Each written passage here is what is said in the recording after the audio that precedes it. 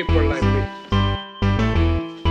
You need people like me so you can point your f***ing fingers and say, that's the bad guy. The undisputed super featherweight champion of the world, Alicia, the Baumgardner. That's the bad guy. That's the bad guy. That's the bad guy. That's the bad guy.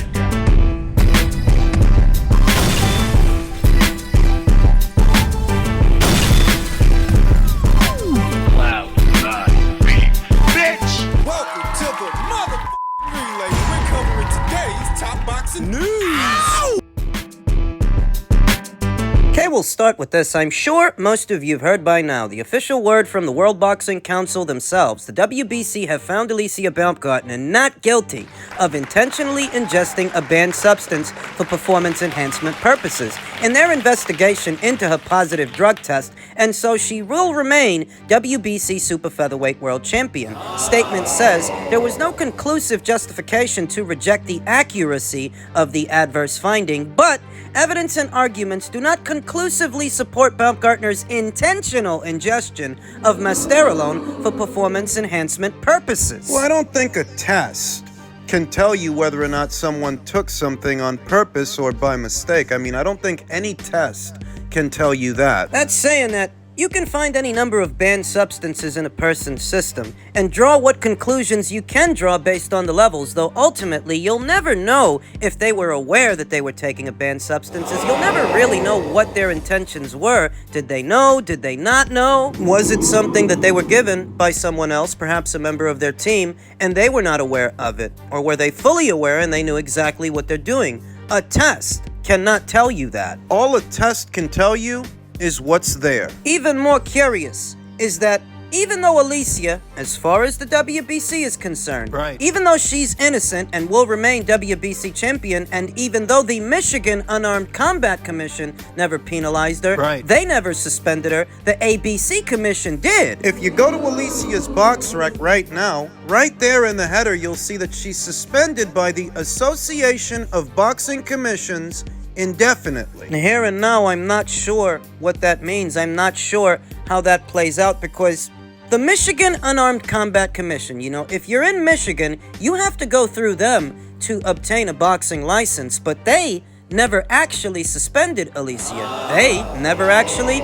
penalized her. They never overturned the decision in the Leonardatu rematch as a result of the adverse finding. They never did anything. According to Lou DiBella, they were dragging their feet. They weren't doing nothing. Leonardatu's promoter, who expressed his discontent with the MUCC last year. I don't imagine he's happy about any of this, but Alicia is. Alicia, who stated, the patience I had to have during this whole ordeal has been very testing, but I kept my faith in the Lord. Thankfully, for my team and for the people who have supported me through this, my integrity outshines the wickedness. Questions that need answers. Because whether you want to take Alicia at her word and believe that she's innocent, or you believe she's lying and she's guilty and they're just giving her a slap on the wrist, they're giving her a pass. Whatever you believe, there are questions that need answers. You see, as far as the WBC is concerned, Alicia is innocent. Alicia is cleared. But what about the other three alphabet organizations? What about the WBA, the WBO,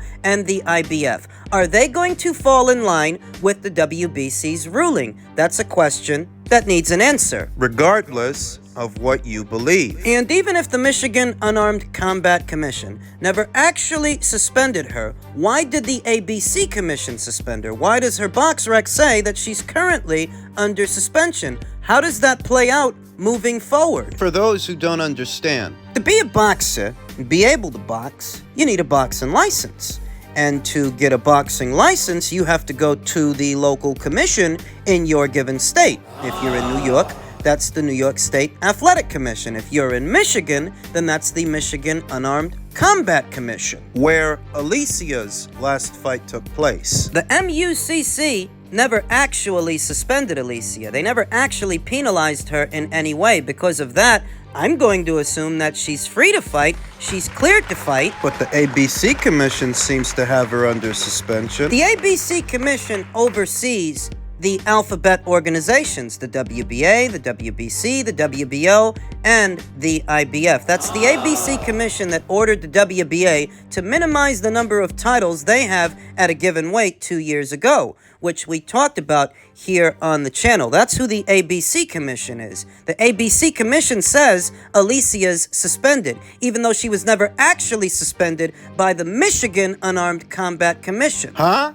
How could the WBC say that Alicia is innocent and she's cleared as far as they're concerned when the ABC Commission currently has her under suspension? That's another question that needs an answer. Alongside asking whether or not the other sanctioning bodies will take the same stance as the WBC, the next question is, if the WBC says she's innocent, why does the ABC Commission have her under suspension? Maybe it's a provisional suspension and they're about to lift it. Maybe it isn't and they're not. But that's a question that needs an answer, along with, when will she be back? does all of this mean that she's okay to fight? She's cleared to fight and she can book her next fight in the near future.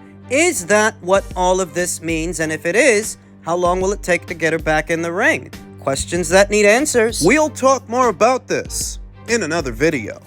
In men's light heavyweight news, His Excellency Turki Al-Sheikh has reiterated his desire to make Dimitri Bivol versus Artur Beterbiev for the undisputed light heavyweight world titles in Saudi Arabia, and said he will be talking to Bob Arum to get it made in June after Ramadan, which Artur Beterbiev, a practicing Muslim, will be observing. So you have the blessing from His Excellency Turki Al-Sheikh, you have the blessing from none other than the Bob father himself, and here we are. The fight looks to be happening. There are no reports of Artur Beterbiev suffering any injuries as a result of this past weekend's fight, and let's hope that he doesn't en route to this one, the Dimitri Bivol fight that I've been waiting for some time now, a fight that I don't think would have been possible if not for Turki Al-Sheikh, when you consider that Bob wasn't going to send Artur over to Matchroom. He wasn't. We all know that.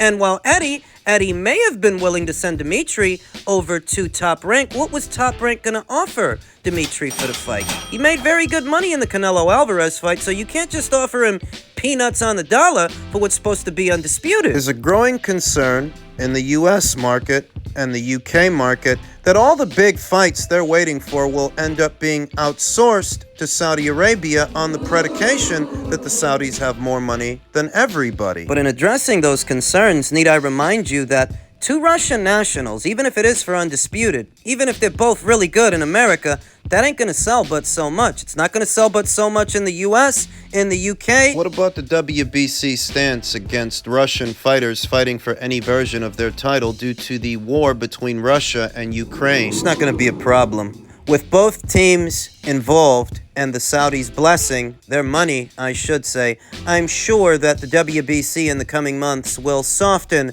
their stance because they want to get invited to that party. Don't worry about them. This idea that people are now going to complain that the Saudis are staging all the big shows, all the big fights in their region of the world. You know, I told you in my previous video, I don't think Tyson Fury would even be fighting Alexander Usyk if it weren't for the Saudis. Remember, when things initially fell apart last year, they talked about trying to do it in the UK, and that's when Tyson Fury started up with all those lopsided splits, deadlines, and time constraints, and the fight fell apart. It didn't happen. And it wouldn't be happening now if not for the Saudis' cash injection, offering Tyson Fury a fortune to do it. In this fight between Dimitri and Artur, that wouldn't be happening either. You see, if you're one of these people that's complaining that the big fights are ending up in that region of the world, they're now all being outsourced to Saudi, what you're basically doing is cutting off your nose to spite your face. The alternative, you're saying they have to happen here or they have to happen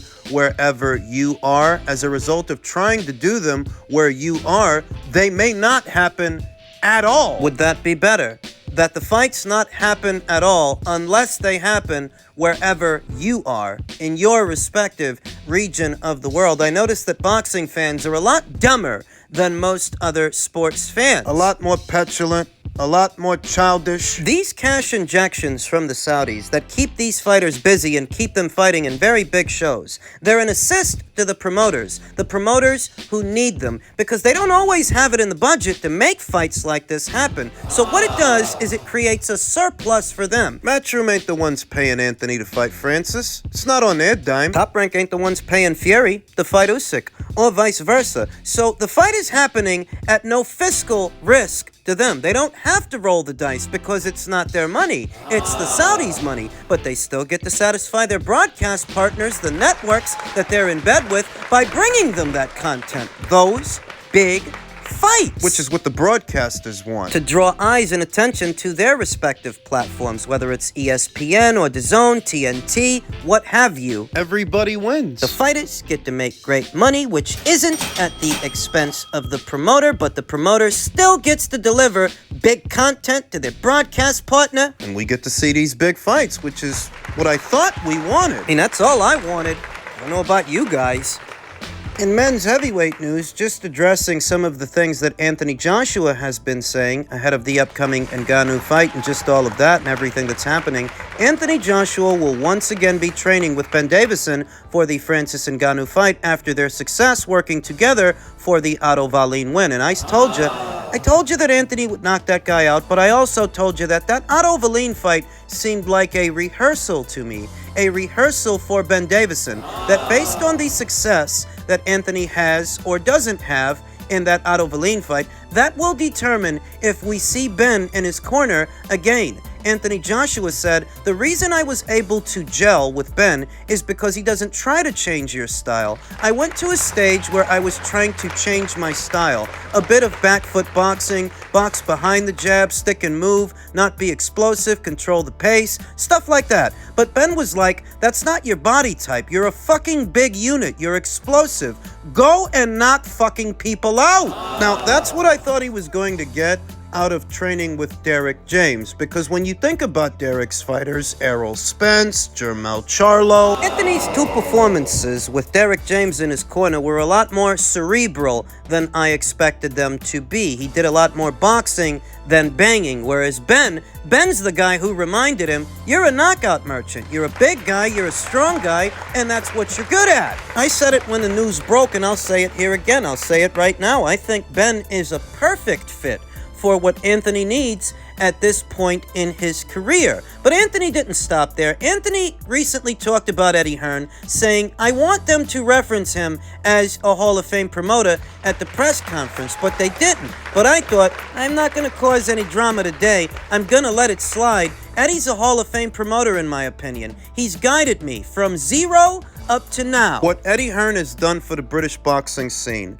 in the last 7 or 8 years, maybe a little longer than that, it sees the British boxing scene becoming bigger and bigger than it ever was in previous eras and previous... You have Eddie Hearn and Matchroom to thank for that, because in previous eras with Frank Warren and Mick Hennessy and Mickey Duff, just all those old guys in the old era, British boxing wasn't then what it is now. More and more Americans and just more and more people around the world are now more acquainted with British fighters and British talent, male and female. In many ways, Eddie Hearn helped to spearhead the effort to normalize women's boxing and women boxers in big-time shows with Katie Taylor. That was a gamble. He had to roll the dice on that. He did, and it paid off. That the standard for women's boxing here and now, a big part of that, I mean, you can thank Eddie Hearn and Matchroom to some extent, to some degree you can. You have to. If Boxer and Queensberry and Top Rank and Golden Boy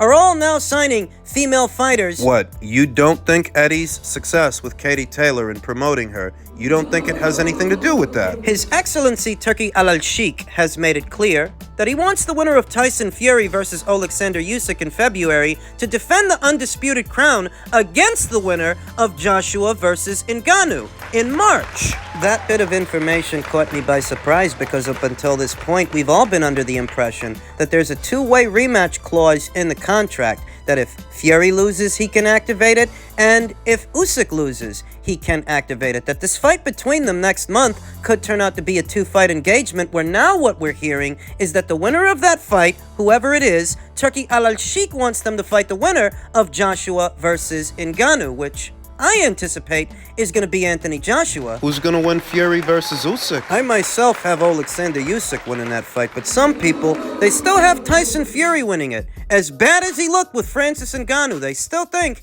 he's going to beat Alexander Usyk. We'll see.